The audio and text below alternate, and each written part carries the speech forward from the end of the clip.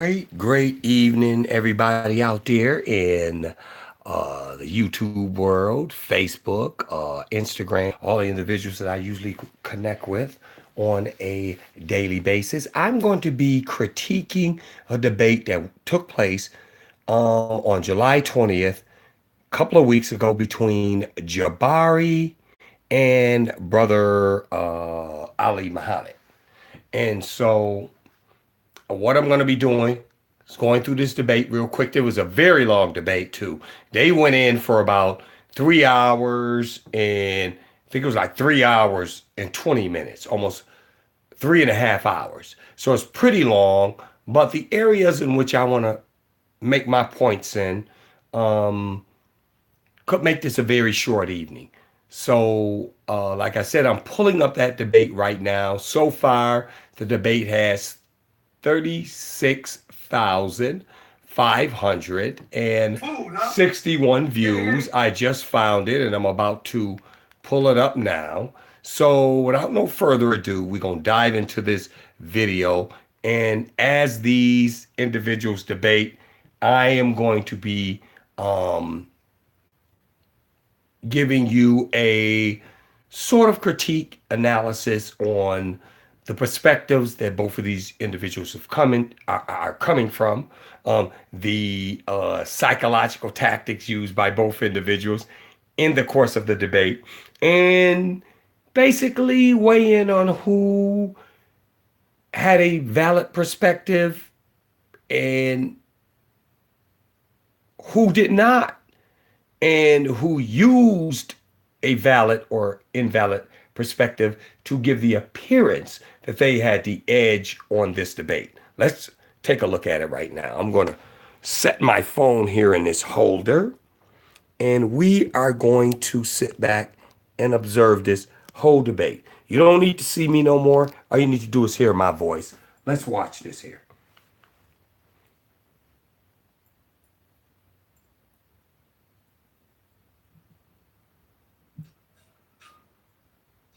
Got Jabari there. Okay, we are live. We are live. Let's get some time out for a minute. You got Signetter. Okay, we are live. Signetter TV. Let's get some time out for a minute. Very popular black um informational platform that he's built, and he has done a pretty good job.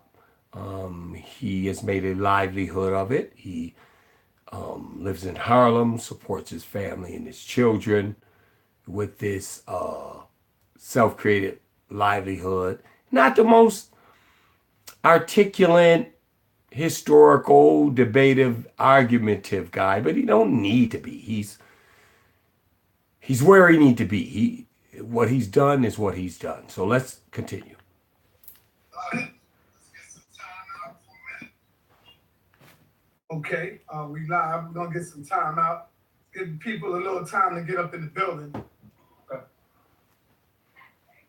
So how you been, brother Ali? How you been, brother? I've been good. I've been good. I've been traveling the last. That's brother Ali Muhammad. Very sharp young brother. I'm a fan of his. He's a sharp brother. Does good research. I was a little disappointed in him in this debate, but be that as it may, I am still that individual that looks to hopefully meet him, shake his hand, and pat him on the back, tell him job well done. A few days and growing that food, huh? Yeah. We're doing that. We definitely doing that. But I've been traveling a bit to get stuff organized for our summit. Hurry up. That's the thing that has me like has me a little drained right now. Trying to get some pep. All right, brother Jabari, how you been, man? I'm good. Just by way of just a tech question, are you hearing any echoing or anything like that? No, we. I heard. How you been? Did you start growing that food on the roof yet, Jabari? Yes, I have, but I'm really afraid that What I'm gonna Stuff do, that's gonna be the front my indigenous and let family What and what Afrikaner cousins, what I'm going to raise my on YouTube are you stand up a little bit so you can get a better look and be able to see these Go ahead, talk individuals about that much again. more What you clear. So say, just Jabari? bear I with me said, for a I'm doing moment all kinds of stuff. while I make this I happen. haven't really spent the time this summer Let's see that I here. really needed to do it the way I wanted to, but I'm doing a few things. And I'm a little concerned that it's not going to come Maybe into that like will proper raise it a maturity little higher properly. Because for you. I'm going to be I still gentle have with to this figure out phone. how And to trust get a me, really decent irrigation system to this will my be my field. last Just time because we're live for folks to know. of I really believe as a priest of Ma'at that we shooting have to be in videos with my tune phone. with those energies that are Let's nature. see In if I fact, I move argue this that the word nature closer. comes from nature or Would inter, it which is the name allow that you to sometimes people see more? There we erroneously go. translate as God in the Let's Kemetic see. tradition. So I think that you should be connected to nature in a way. And I think that you should grow. So I'm in a brownstone and I'm not home. going I'm to in touch one it of the most anymore. I fertile don't areas you want can imagine. it to And I become a try to grow disaster. So food on my roof. let's just take a look. This summer I have been really busy, as Sonetta can attest, since he told me off a few times. So I haven't really been watering the way I should, and I'm really worried. I'm in Kemet in less than 2 weeks, so I don't know how I'm going to figure that part of it out. So we'll figure it out. Okay, that's what's up, brother. What I would like to do is let these two brothers introduce themselves as of now. And what we're gonna do is Jabari, we're gonna give brother Jabari 2 minutes to talk about what he's gonna talk about. And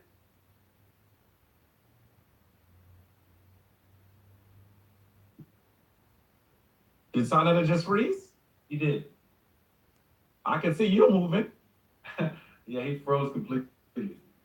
Sonetta always beat me up about my internet. I got as high speed internet as I can get. Right. Watch me come back on. I'm gonna tease him about that too. He is frozen. Yeah, he's completely frozen. I'm going to get You might through have to this go on it. stuff and try to get to the meat of where we have Jabari. Well, Brother Ali Muhammad first, giving his introductory statement. I'm here. I believe, as I always say, I am honored to speak to the Sonetta TV studios, Sonetta University, Sonetta TV family. It is a really unique discussion on the things that people, that Africans all over the world, that Africans in the United States need to do in order to move forward in power. Sonetta doesn't simply have people from one perspective, but from several. So it really is helpful and powerful that this brother provides this platform. I'm honored to speak to the people on the platform.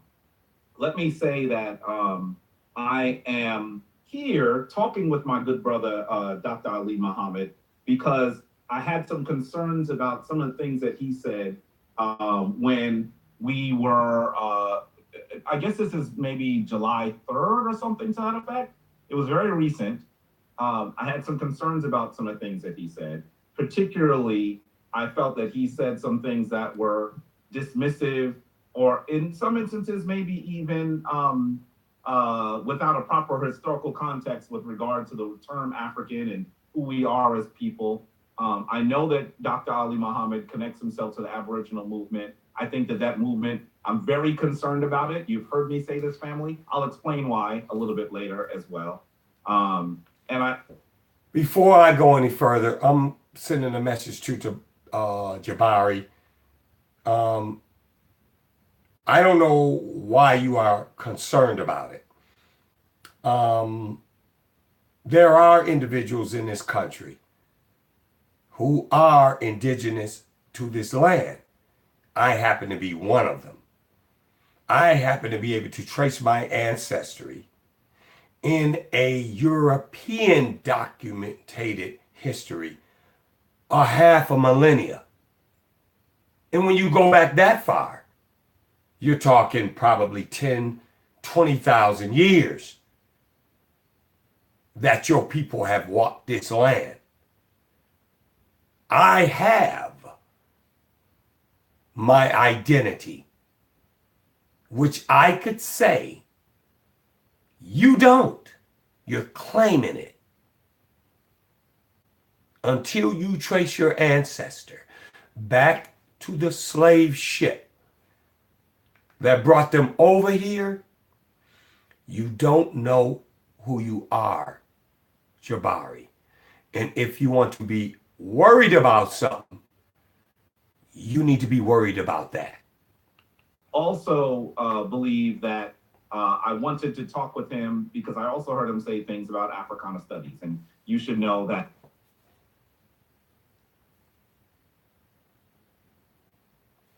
Oh, do we got a little freezing in our...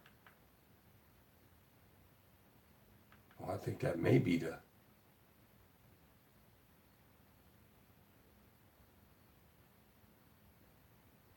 video freezing here. Let me see.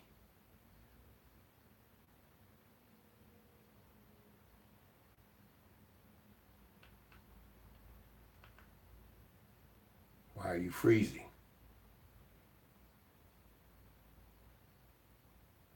Okay, this is what I'm gonna do.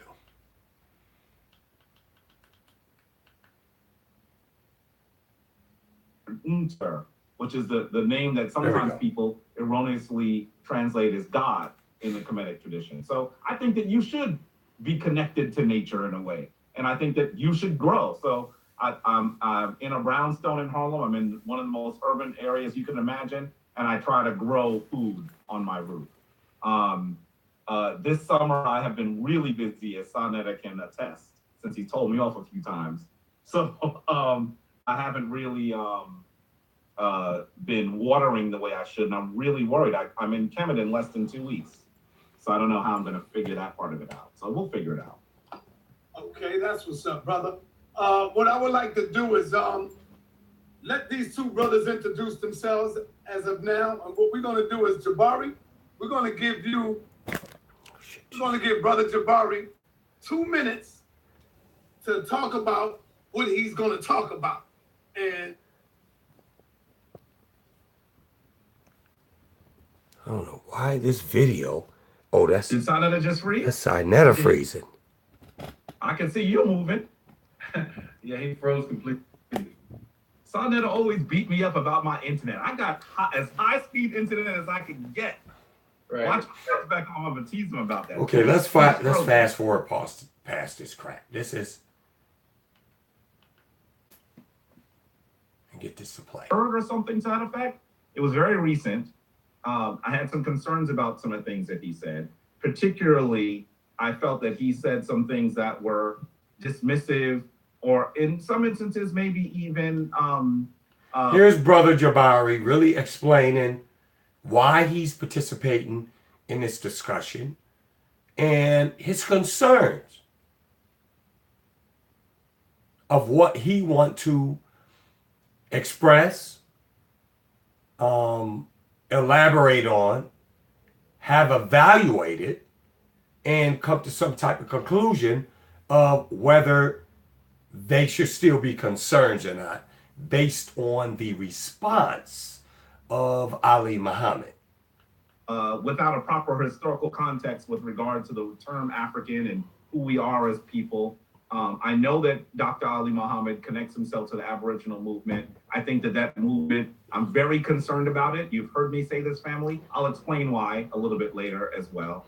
And I also believe that I wanted to talk with him because I also heard him say things about Africana studies. And you should know that my degree is in Africana studies. I'm a Pan-Africanist, a traditional Black nationalist, and African.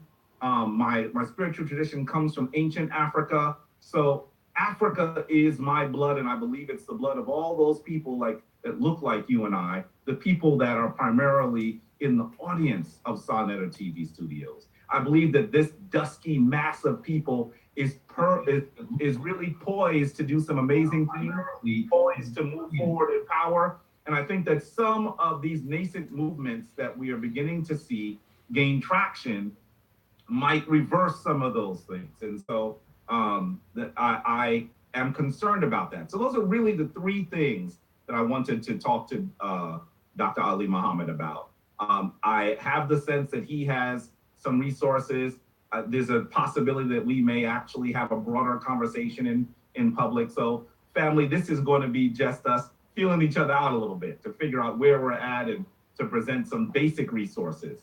So if you're expecting a full 5-course meal debate, that's not what's going to happen. But listen, Brother Jabari is being a little disingenuous in what he's saying, that, you know, that this is just a discussion and it really doesn't mean nothing. It is basically the survival of the conscious community who fear a brother who has come on the scene by the name of Dane Calloway, who is doing far larger numbers in his videos than they are. And the only reason why I believe this video had so many views is because of the subject matter. But Jabari's being a little disingenuous here, so let's just move on. I think that we are going to have a conversation that we will test each other with a little bit and have, in some instances, even some pointed conversation, but respectful conversation. So I'm pleased to speak to you once more. And I see Sanetta's back. So I think this is a good time for me to just pass things off to my brother, Dr. Ali Muhammad. All right, brother, Dr. Ali Muhammad. I lost the timer. When I hit the timer, it made me jump. So I just got rid of the timer. Y'all just gonna have to respect the time with each other. I'll do that. Sinetta, I'm gonna tell you, I don't know what that is on his face, what he called.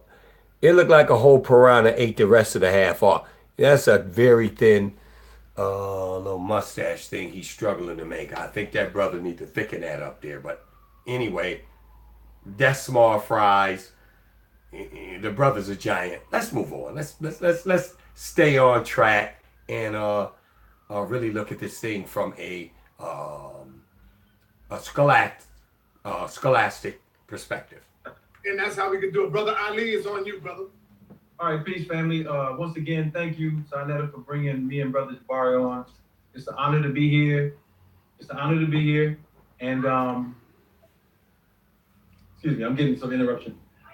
It's an honor to be here. And I think that this discussion, we'll get a lot more clarity on the origins of some of these new, or described nascent movements. Because I have a lot of influence historically on the origin, but the periphery of these things have kind of spun out of gear when it comes to this whole Aboriginal concept.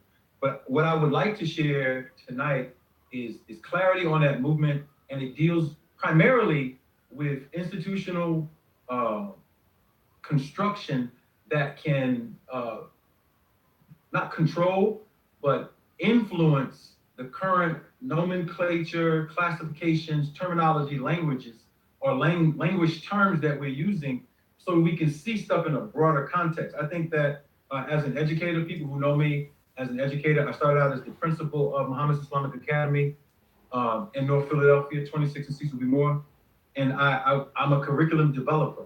And so one of the things that startles me about the neo-colonization of our people globally is that we are still stuck in there's nothing, the only term that I can use for it, it's a superficial cultural framework and dynamic that does not penetrate deep enough to solve our daily problems, and nor does it explore deep enough into things that we have been given that we take, I think, now on face value, such as the out of Africa thesis theory, such as the concept that the term Africa cannot be clearly shown its origin, and our disposition towards holding on to things that become dysfunctional. One of the things that culture is supposed to do for you is supposed to protect you, and it's supposed to stay fluid enough so you can adapt and change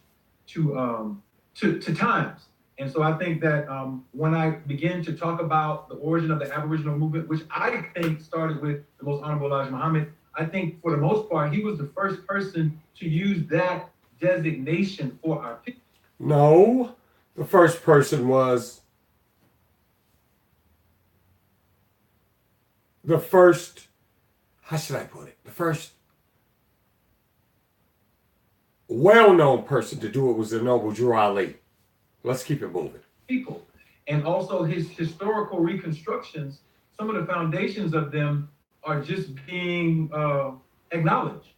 And so that is my origin into talking about a global Aboriginal paradigm, model, concept, even cultural synthesis between various cultures on different continents. So I want to talk about that. I want to answer Jabari's questions as best I can. And I have very, very precise questions for him, being as though he has been credentialed in the field of Africana studies. Okay, so my brother Jabari, let's begin with you, my brother. Would you like to begin by questioning Dr. Ali Muhammad, or would you like to begin by giving a presentation? I think that I don't know if it's going to take very long.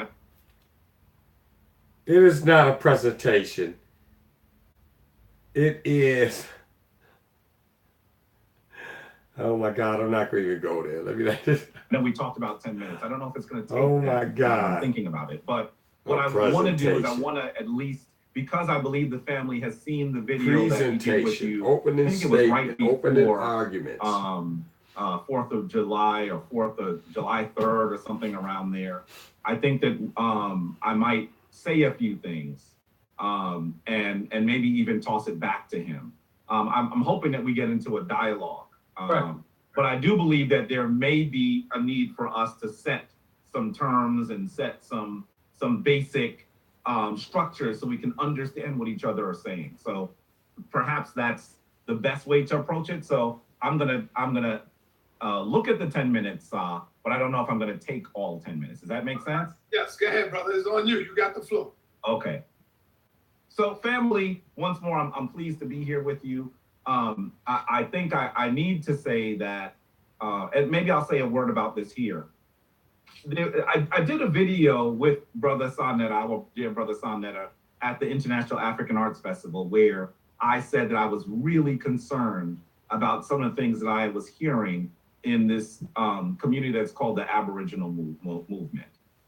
Clearly, because I've said some pointed things about Brother Dane Calloway and others, as Sanetta can attest, there have been a few folks putting up some interesting videos about me on. And I'm one of them. You ain't never said nothing about me. You ain't said nothing about Brother Apocalypse, because Brother Apocalypse asked you if you could trace your ancestry back to the slave boat that brought you over here, brother. Brought your ancestor over here. It's funny how you in the conscious community, with all your unks and all your wisdom, can have the gall and the audacity to convince people that they came from Africa when you haven't even proven to yourself that that's true.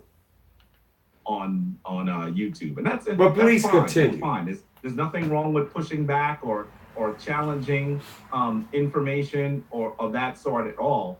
But I will say to you that I believe that historically, due to our the way that the transatlantic slave trade has affected us, our people have had trouble acknowledging their Africanness. I'm not saying necessarily that is what Dr. Ali Muhammad is doing, but I will say that what he's saying plays into that very dangerous narrative. And as someone who was a scholar, someone whose intellectual abilities I respect, I want to challenge him on that and caution him on it. Because as we begin to describe ourselves as something other than African, what we are doing in some ways, in my opinion, my humble opinion, is that we are falling back into some of the same traps that we were in before we began to call ourselves African and be recognized as Africans. Stop. What are you talking about? We have been called Africans for decades. And the image of the African was made to look bad. They're Africans snatching up white people, throwing them in pots and boiling them and cooking them and eating them. The idea of us being from Africa was already there. I don't know what you're talking about. To be very clear that our enslavers chose to call us anything but African, Negroes. That is a goddamn lie. He has called us African every time he told one of us to take our asses back there.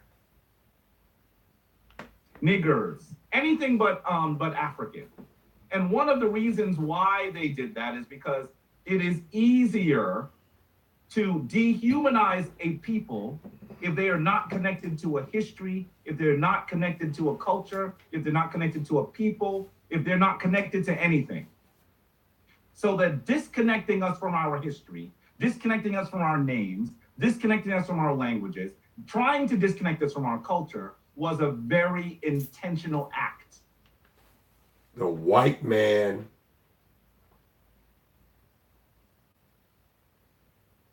in influential power at that time rammed it down our necks that we were from Africa. What they did was make Africa seem to be an uncivilized place. They ain't never had no problems telling us we was from Africa. This is a historian. Here's the problem. And I've seen this before. And I've seen this throughout this video with Jabari. Jabari's going to make a lot of claims. And he is going to hope that people look at those claims as valid because he has a history degree. His history degree is not in 80% of the historical events he's going to be weighing on. He's already screwing up. I don't know where he is getting this from, that the white man never wanted to say we was from Africa. They beat us over the head with that. And they made Africa look like a barbaric place. And so as we have been pushing back and pushing back continually, family, and trying to describe ourselves in a way that rehumanizes us, we have finally gotten from Negro to Afro-American to African-American. Now, I'm going to say to you that, General, those are accomplishments. How many stores in our communities do we have because of that? How many black-owned hotels? How many black-owned banks? I'm not trying to attack Brother Jabari, because you will see that my criticism is going to be very even-handed. But what is he talking about? He's talking about being called African American as if we climbed Mount Everest.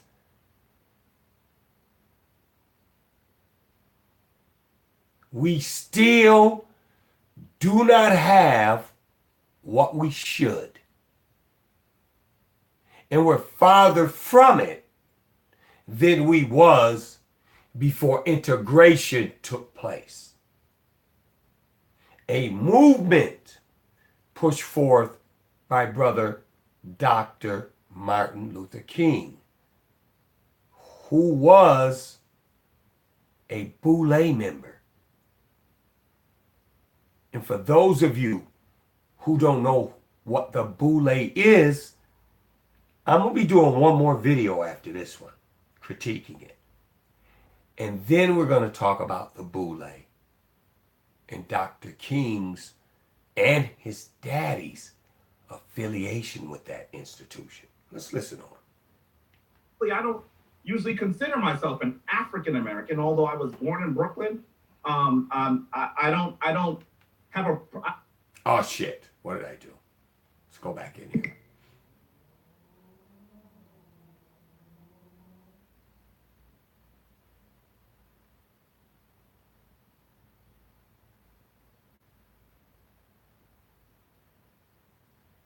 Come on, load up.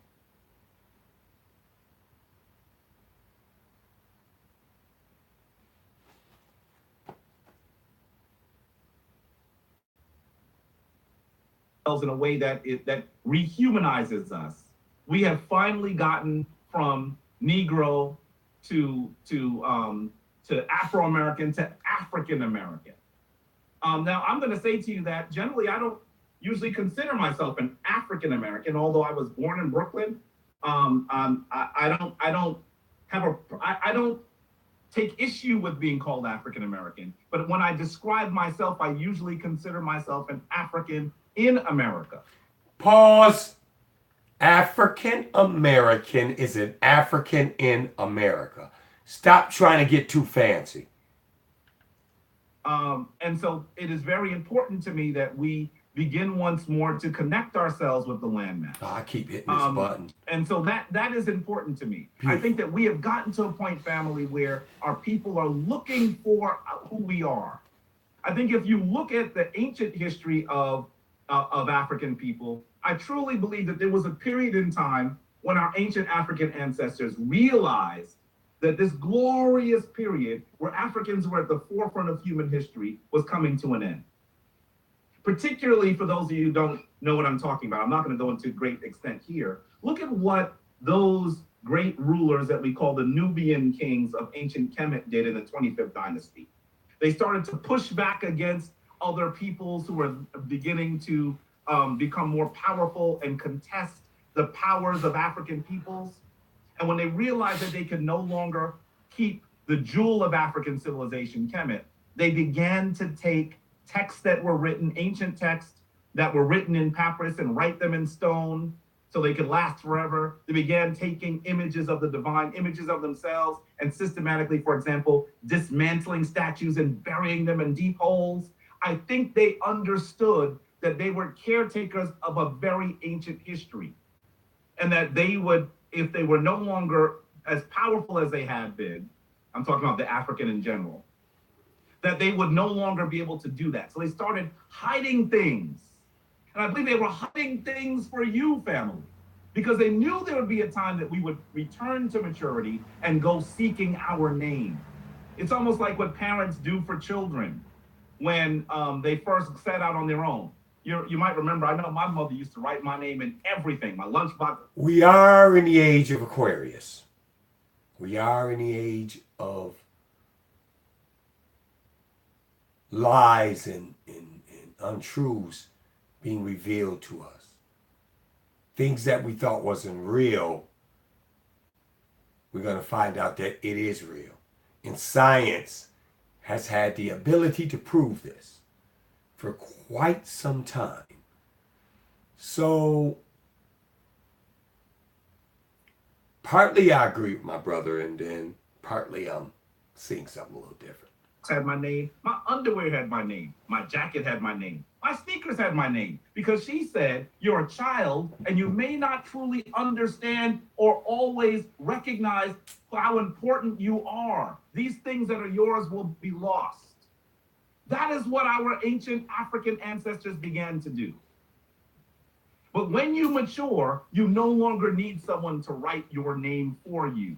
You go seeking your name. You go seeking your history. You go seeking your culture. And I believe, family, that that is the period that we're in. We're at a point where we're beginning to reconnect ourselves in some meaningful ways to the continent of our origin. And that is powerful.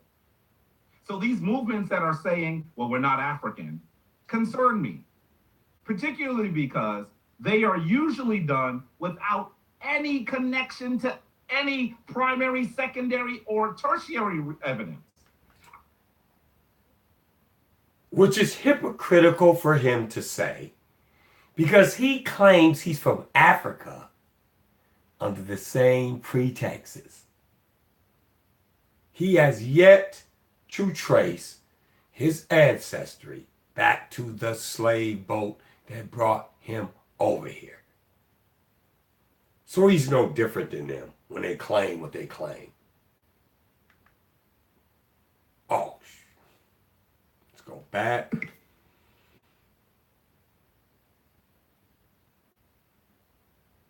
Keep pushing this damn thing.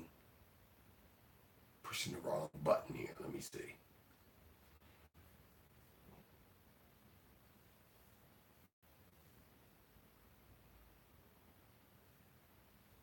I mean, when you look at this video, it is obvious. Here we Some go, he's meaningful back. ways to the continent of our origin. And that is powerful.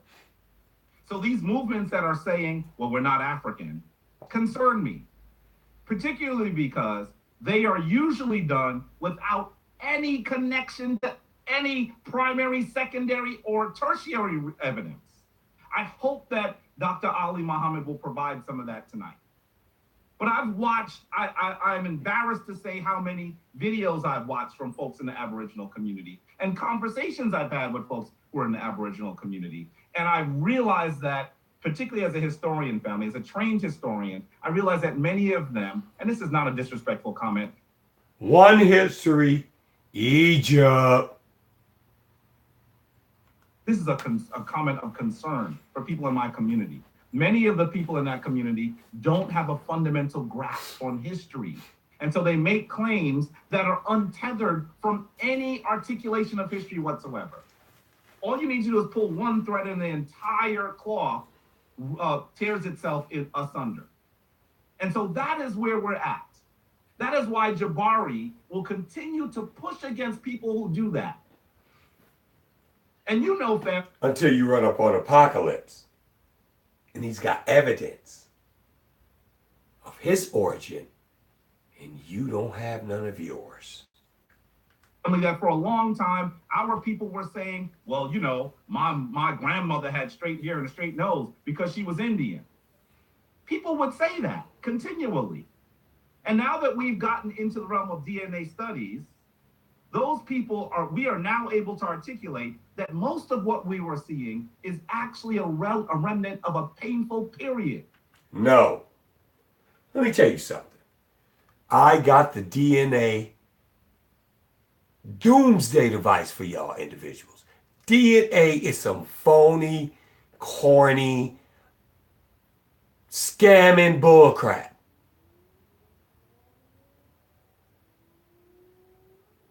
Get you a dog. Take your dog's DNA and send your dog's DNA to any of the companies out here that call themselves reputable. Oh, I got the bombshell for the DNA. DNA don't mean crap. The enslavers' access, sexual access, rape of our women. You got 2 minutes, brother Jabari. You got 2 minutes. Go ahead, brother. We see are not Aboriginal. Those traits are actually things that we see from us from the European. And so I know that's painful and we like to describe it as something else, but I'm going to show you some information tonight from people who are experts in DNA that will show you that that is where it comes from and describe the importance of understanding that. Expert scammers. What do you mean experts in DNA? I'm going to say this again. I have the freaking mushroom cloud making nuclear bomb for DNA. That it is false, brother. It is fake. As I close, I want to say that I don't think that Dr. Muhammad has a clear understanding on the history of Africana studies. As some of you know that I am a graduate of Cornell University. Cornell University established the first Africana Studies Center in the country. So I am really ensconced in the Africana Studies movement. I'm aware of its major figures. Its major figure is my prime mentor, Dr. James Turner. So I'm going to show some information on that today, and I hope that Dr. Ali Muhammad simply recognizes that perhaps he was unfamiliar with the field when he made the comments that he did. So that's what I'd like to do. And I hope that Dr. Muhammad will respond to these comments. I truly believe that he is a person that has intellectual rigor. So I think that as we have this dialogue, perhaps there'll be some things that we can come to agreement on this evening. Thank you. All right. Thank you, my brother Jabari. Before we bring on Dr. Ali Muhammad, family, let's give these brothers a thumbs up. They are here with you on a Friday night. They could have been doing something else, but they chose to come out here and give y'all this love, this information, this consciousness. I noticed that shirt my brother Dr. Ali got on. He wore that today, baby. He wore that today. Feathers up, getting it in. And let's get these thumbs up and these likes up, family. Without any further ado, Dr. Ali Muhammad, the time is 9:32. You got 10 minutes, brother. Go ahead, brother. Peace, family. Most of the audience is pretty familiar with me for being on Sinetta. If you're not familiar with me, you know that I operate within a jurisdiction called the Aboriginal Republic of North America. And my primary orientation into Black consciousness or some form of consciousness was via the Nation of Islam under the leadership of the Most Honorable Elijah Muhammad and his various ministers, Minister Farrakhan, Mr. Silas Muhammad, and all of the brothers who represent the origin of that particular movement. My conceptual framework for Aboriginality comes from the teachings of the Honorable Elijah Muhammad. And the first question of what we were asked in our rites of passage is, who is the original man? And the answer that we were given is the original man is the Asiatic Black man, the maker, the owner, the cream of the planet Earth, father of civilization, and God of the universe. That was the conceptual framework to give us a concept of who we are in our identity at its most, in its purest form, all right? And when we say original man or original woman, we're talking about and we'll use this term because we have to be careful with these terms and what they mean, but we're talking about the original human of this planet Earth. And we're saying from that paradigm that we, the people who you're looking at now, me, Sinetta, Jabari, other people who are labeled as African American, some people who are labeled as African on the continent, we're saying that we are the original people. We are the first humans. We have been here on this planet longer than anybody or any of the other biodiverse forms of humans. And we're also saying that the institutions that, I'll just use the term Eurasians, the institutions that the Eurasians have set up in Africa, in America, have been constructed to intentionally deceive us about our history. So I'm going to do one thing now. I want to show a picture, all right? And this picture is going to be something that we can use to show how flawed we are. Jabari just said something about phenotypes. I guess Beautiful girl. These people who are Indians are showing phenotypes. I don't represent those people. I'm not an Indian, all right? I'm not a person who is attempting to say that our people have no genetic connection to the peoples that we are talking about on the continent of Africa. I'm not saying that. I'm not that classification of people. What I am saying is, when we start talking about phenotypes and what people look like and showing things, and then saying that there has been insurgence of European genetics that have given rise to a phenotype, this is a Fulani woman. The Fulani, if you want to call it ethnic group, is the largest ethnic group in Africa, and it covers from West Africa all the way to East Africa. If you look at her features, which you'll find throughout different Fulani groups, especially in the region of Senegal and other places, you'll see a certain type of nose, a certain type of lips. And so what some people automatically do is infer that someone who has this phenotype must be an admixture. And what we don't understand is that according to geneticists, especially in West Africa, the Fulani have the least amount of admixture, but they have what we call hawk-like features. But these features can change. You can go to Uganda, and in Uganda, the features are a little bit different than what we experience in West Africa amongst the Fulani. And so what I'm saying is, when we start making statements and start having these particular types of concepts. Some of them are outdated. If we show some pictures from the 1800s of someone, and All we're right, saying I'm that they're going Native to fast American, and they forward might have features from this area. Let me see.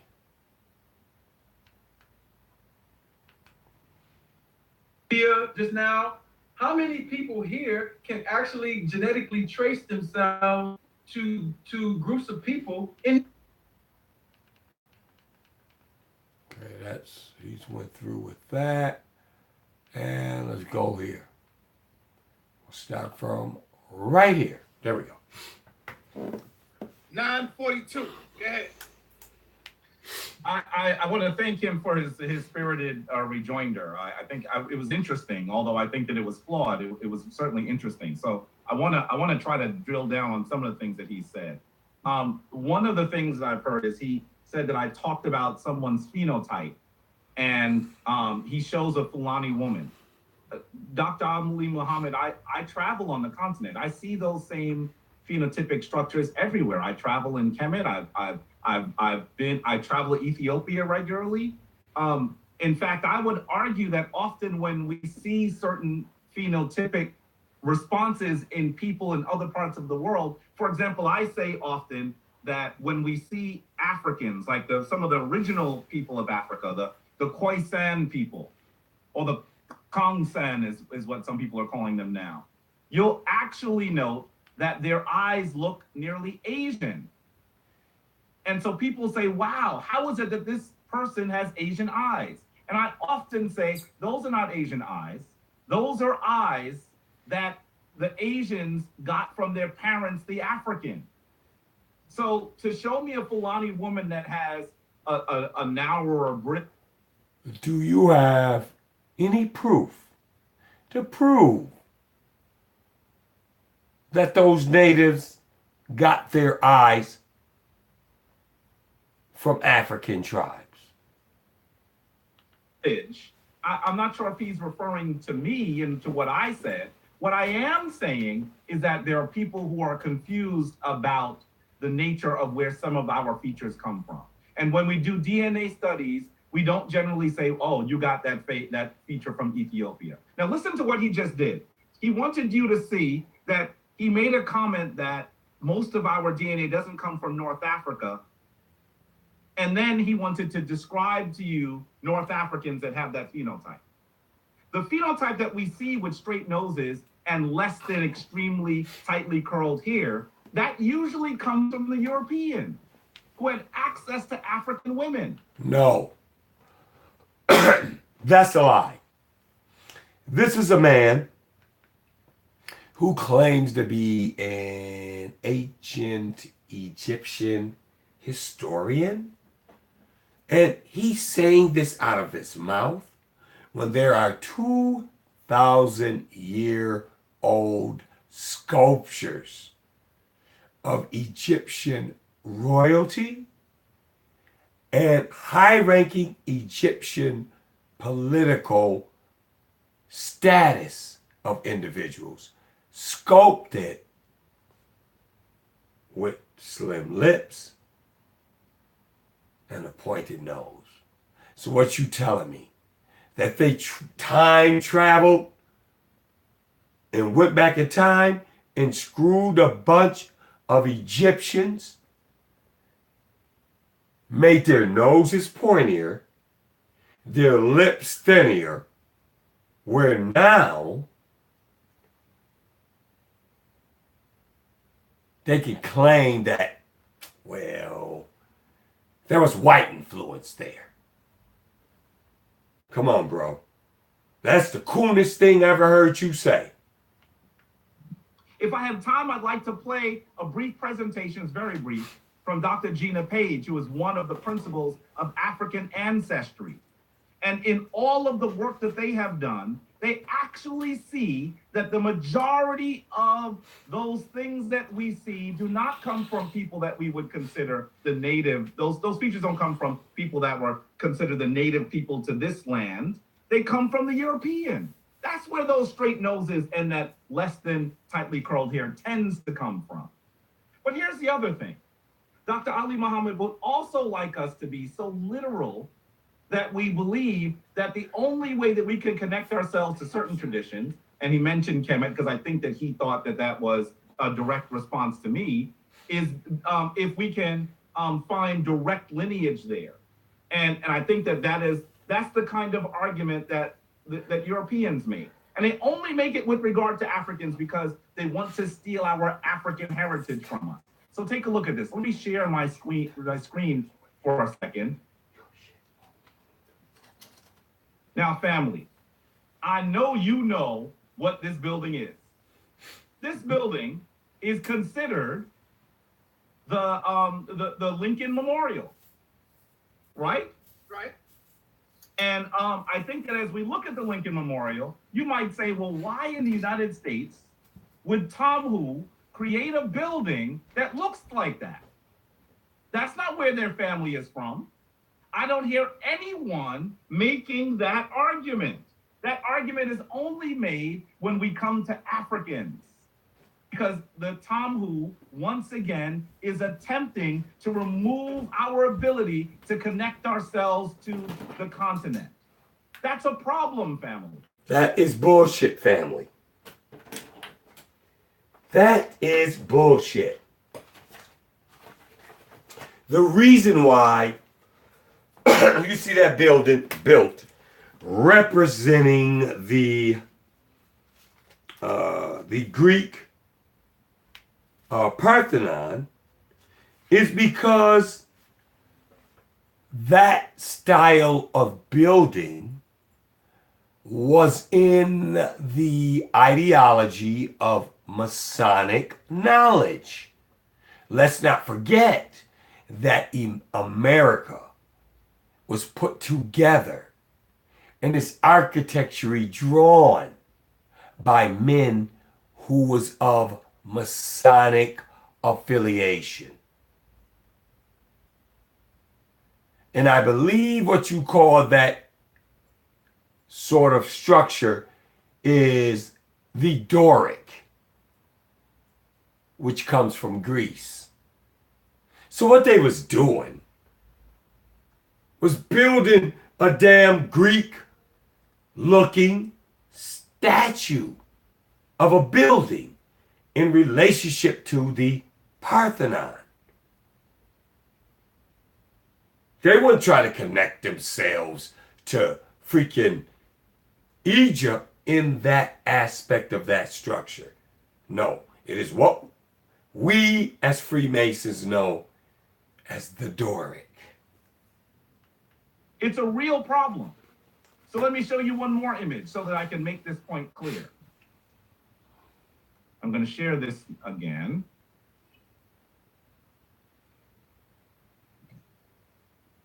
Now, some of you may not know what this building is. This building is called the Parthenon in Greece. So why in the world? Now, let's be clear. I want to make a real quick statement. The Parthenon is based on a Kemetic structure, right? But that's not why they made the Lincoln Memorial look this way. They made the Lincoln Memorial look that way. Take a look at them again. Because what they're doing is they're trying to connect themselves to what they believe is the greatness of Western civilization. The European does this all the time. And in fact, if you look closely to the Parthenon, you're going to notice that almost every old bank that you've ever been in, family, and I know Brother Jabari and Dr. Ali Muhammad a little older than some of the people in the chat room, I think.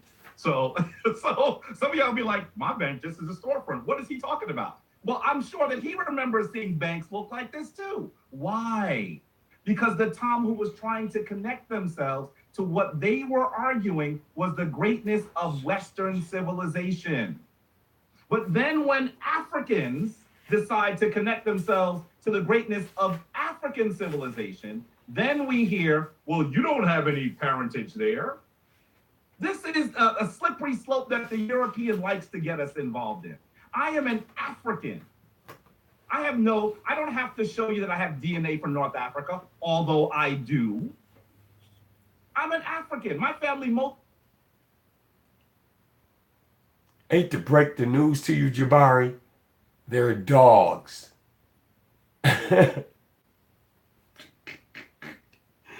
Who sent their DNA in, and they have heritage in Africa too. DNA is a scam, Jabari. Recently on the continent, a good portion of it, I can draw direct lineage to Guinea Conakry. So I know exactly to a person where some of my ancestors come. I've never said. You a damn lie. How are you going to be able to trace your ancestors beyond the slave boat trip that your so-called ancestor took to the Americas and shoot beyond that and say that you are related to this African tribal nation that exists in Africa? You're full of shit, Jabari. On your platform before, Sonetta, I can draw my lineage directly to the continent. That's not the. No, you can't. Because your only avenue directly to the continent is to directly chase your ancestor to the boat that brought him, he, or she over here. No, you're full of shit. You're claiming an African background with no proof that that's who you are. I don't care what you know about their customs. Show me that paperwork. Put your ancestor on there. Being brought in and on such and such shit. Take it to such and such town market square to be sold, and the family that brought your ancestor. Don't give me that skip to my loo, I can trace my ancestor. No, you can't. You full of shit. Points. First of all, we have to understand that if I look at the continent of Africa and I say, this is the beauty of Africa, I'm going to connect myself to the flower of African civilization. Everybody else in the world does that. But when the African does, there's a problem. Second of all, let's also say something else. All of those great West African civilizations, in their oral tradition, in their written tradition, in their iconography, in their form of spiritual, in their spiritual forms, they always say that those traditions go back to Kemet. So the West Africans themselves tell you that their origin comes from there. And if Dr. Has any indigenous racist ever told you that? We all know that the individuals in West Indies, Jamaica, Bermuda can definitely trace their ancestry, probably back to an original ancestor that was brought to those regions on slave boats. Ali wants to challenge me on that, I could give him, the whole bookshelf here. I wish you could see the bookshelf. The entire bookshelf. I was setting this up for another brother that said something to me, whose name I won't mention here because that'd be unfair. And I said, look, I have everything here. Prepare. When you look at the Vodun tradition, when you look at Mami Wata. Do you got the papers of your ancestor that came across the ocean on a boat and survived, married, made a family lineage that produced you? When you look at all of the ancient spiritual traditions of Africa, they always draw themselves back to Kemet. So I am doing nothing more than what my foreparents expected me to do. Why are you talking about Kemet when there were other great civilizations happening in Africa at the same time? We have to be very careful about accepting Kemet as this basis of establishing our ancestral superiority and the birthright of such being given to us. Because Egypt was the only civilization that they would count. The previous civilizations, the simultaneous civilizations, they won't tell you about. So this, you have to be careful. This wholehearted promotion of Kemet.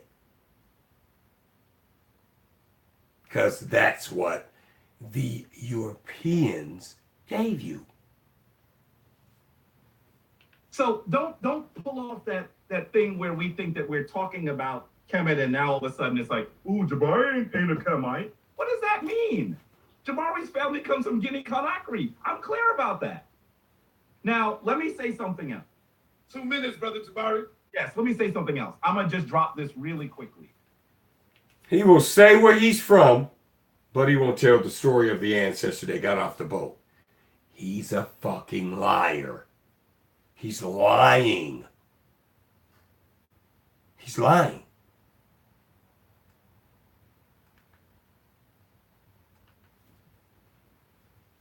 First of all, Dr. Ali Muhammad, and I hope we get into talking about this a little bit, often also contests the term Africa. And I want us to talk a little bit about that tonight. But he's comfortable with the term Aborigine. Does he not realize that the term Aborigine comes from Latin? Now, what great civilization brought Latin forward? Dr. Ali Muhammad was saying, well, why do they call themselves Africans? Those are the Romans that did that. Family Latin was the lingua franca of Rome. So he's using another word that comes from the Romans. And we have to be clear that Africa, the actual origin of the term Africa is still undecided. We don't. No, it isn't. Here's the deal. Let's all be for real. We call Africa Africa because the civilization that conquered them and then conquered the known countries that would rise up after they failed would refer to it as Africa based on the story of what those conquerors told them. And we talk about the Romans. Scipio Africanus. Okay? The Romans conquered various places in Europe, Britain, which they called Britannia. London was called Londinium, created by the Romans. Goth, invaded by the Romans, which Goth is what we know today is modern day France. And then the Spaniards. When the Romans fail, these are the civilizations that rose up in Europe out of those ashes to now be on a headstrong conquest of territory. And if indigenous dark-skinned people was found there, to wipe them out. Period. Really know where it had its origin from. We know that Europeans used it liberally, but that doesn't mean they created it.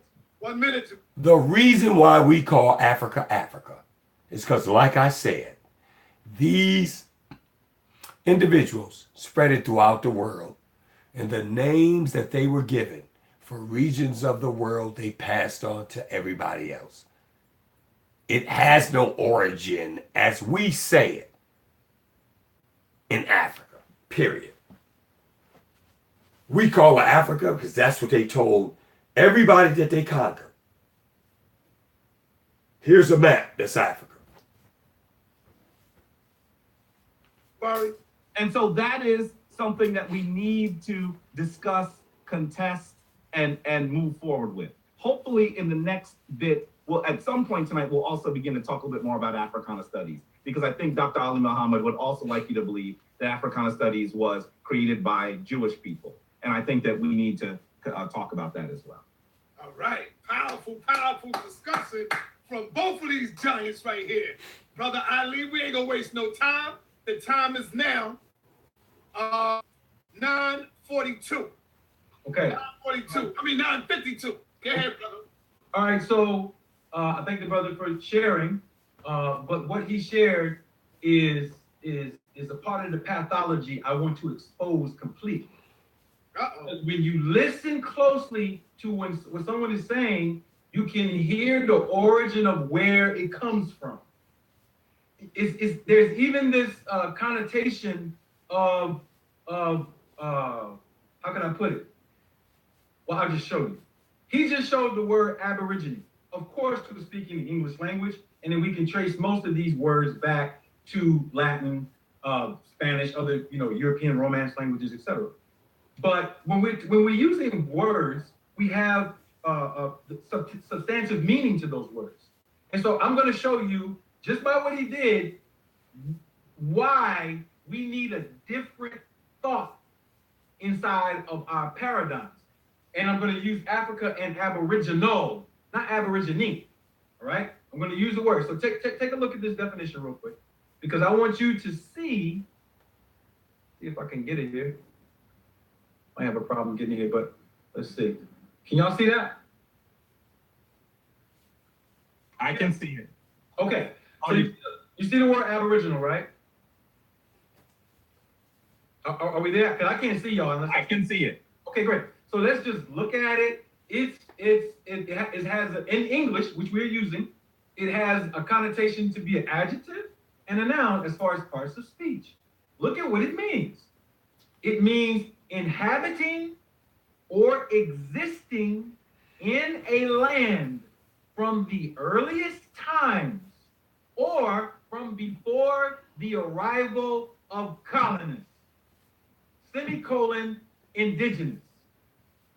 That is very important, because juxtapose that to the word African, it confines you and your origins per se to a particular space. Not only that, when you deal with the legality of the term in the form of what we call just solely. Just solely means rights to soil. If I am of European genetic descent, I can still be African. And how am I African? Let me explain. You're African because maybe you were born in South Africa. Your lineage may have been from Europe. You're born in South Africa, you live in South Africa. And so I gave this, let me read the second definition of this noun, an aboriginal inhabitant of a place. Okay, so now we're dealing with the people of a particular land before the arrival of colonists, indigenous. So now let me come so you can see me, because I want to share something with you. I shared this the last time. I don't know how much plainer I can make this, and this is why we need institutions. I am speaking what I'm about to speak from a 10-year institution that we run with our own indigenous lawyers, aboriginal lawyers, to clear up this issue of colonization. Check it out. I was in college in an African American Studies class at Temple University. I was there, and there was a person who looked European to me. She had blonde hair. She played what do they call it? Get the name of it again. Anyway, it was field hockey or something. I don't know what it was. Lacrosse? Hockey player, lacrosse, something like that. So the young lady was in class arguing that she was African. And she said that because she was born on the land. Now, it is a fact that she had a passport to South Africa, right? She was naturalized in America. So we had this huge argument, right? It was like an ongoing argument, almost a joke in class for maybe like several weeks, because she said that not only was she African, she was African American. And so now what do these words mean to us in modern times when we're trying to speak to the world and explain something to us? Not just only in our little small groups of people where there might be 10,000 people or 20,000 people understand us. When we speak to a broader context in the world, we want to be clear. She was an African because she was born on the land. When you are born in a space, it makes you indigenous to that particular space. Exactly. Exactly. I'm glad you made that face. I'm glad you made that face because now when you have to have a legal conversation with a person like me, and we have to use primary records or primary data, it'll be easy to diffuse that face and make you do this. Agree. Europeans who came to America, right, politically came to America, and their first children who were born on the land, they are now indigenous based on just solely rights. They're not aboriginals, but they are indigenous. They have rights on that soil, brother. And so what I'm trying to say to you is anybody could be an African right now today. Especially if they've been on that soil for 10, 20,000 years. In the greater context of the world. You have Arabs that consider themselves African, but their lineage goes back to another space. And so what I'm saying is this language is old, is outdated, and it needs a higher form of communication. None of them can be Aboriginal because they're not the first people of that particular land. The Indians that you are citing today, the American Indians, are not the Aboriginal inhabitants of North America, Central America, or South America. They tell you in genetic studies and tracing the line that they came here from other places. And so what the world wants to make you think is that everybody came to America from some other place, and it fits into a larger paradigm called the out of Africa paradigm, which is completely bogus. And I want to talk about that as well tonight. All right. And so when we deal with being Aboriginal, we're talking about the first people of the land. And so your little attempt just now to deconstruct the word Aboriginal exposes that the Pan-African community needs legal scholars who can communicate what these words mean today. If not, your culture is not protecting you. A great part of what I see on the walls, all right, epigraphy in the temple of Luxor and other temples is the scales of Maya. That's justice. We have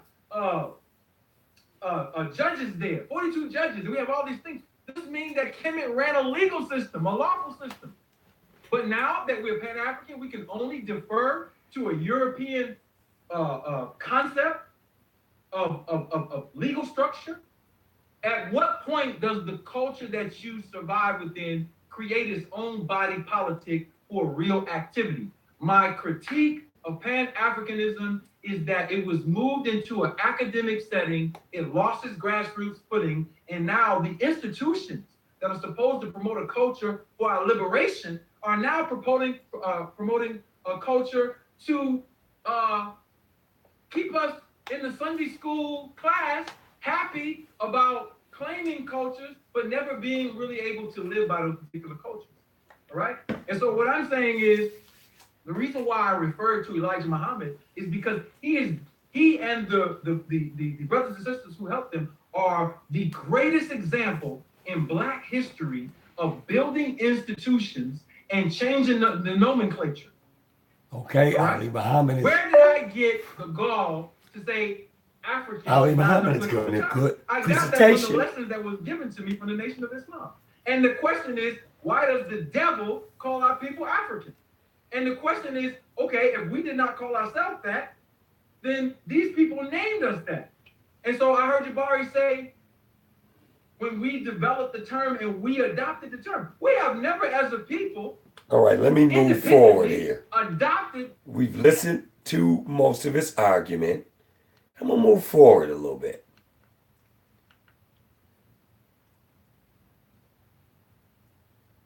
African. They will claim. They will claim to be African. They're doing it. All right? Asians are all in Africa now, and have been in Africa. So let me share some. And let me see here. That's more documentation. Let me see here. Let's see where we're at here. Is that There were 3 Roman provinces. Africa. Let me see. And let me see. Africa Nova, Africa Vetus, and Africanus Proconsuleris. They use this term from the native Berber population. Okay. And let's go forward a little bit more, everybody. Let me see here. Let's tune in with Jabari response. Boy, this was a long debate. All right, powerful brother Jabari. A very long debate. Just he just beat the ball. So powerful information coming from both of these giants. Let's thumb up the video, y'all. Let's thumb up the video. These brothers took time out to be with y'all today, to sit with y'all, to give y'all this information. So let's thumb up, let's like the video. And brother Jabari, the time is 10:07. 10:07, you got the floor. 10:08. 10:08, you got the floor, brother Jabari. Now, I want to be clear. You let him go a long time. I gave him like 4 extra minutes. Okay. Yeah, I did. I went 13 minutes. I was counting. That's fine. So I just want to, as long as we're agreeing to latitude, that's fine. So Yeah, that's cool. let me say this. Now, first of all, let me do this really quickly. Brother Ali Muhammad would like me not to connect myself to Kemet, an African nation. A nation where, on a landmass that I can draw lineage, but he would rather wear a Native American war bonnet on his shirt. That's what he's doing. Yo. That if what I'm doing don't make sense, how does that make sense? I'm going to explain. Wait, I did not interrupt you there, brother. Okay, and I want to be clear that is really an unusual thing for him to do, a bizarre thing for him to do, and he's even doing it without some basic cultural competence. Native peoples don't like those images he has on his shirt because the European, and I'm gonna call him the European. You know, I usually call him the Tomhu, but I'm going somewhere, family. Follow me. The Tomhu, the European, used those images because it depicted a beheaded native person because they were annihilating those people. So he would wear a war bonnet, but then wants to question whether we have lineage in Kemet. That is ludicrous. And then he makes another really bizarre argument. Family, please follow the logic of his argument because you're going to see that there's very little in it. He makes another very poor argument with regard to one white lady he knew in college. One white lady he knew in college who said that she was an African American. Now, let's be clear. She was a citizen of South Africa. First of all, he said that the Indian headdress with the Indian head in it was made by the Europeans because they cut the heads off of Indians. Where the fuck is he getting that from? Let me show you something. Show you guys something right now. Let me see here. Show you guys something. Ooh, this phone is hot. Let me see here. And let's get you ran back. What you see here is a quarter. Okay? You see the head of George Washington on there. Has nothing to do with him being scalped. Okay? Nothing. Now that is part 1. Because this phone is getting pretty hot. I'm going to do part 2 tomorrow. And tomorrow I'm going to really go in and tear their behinds up. Peace, everybody. Have a good night.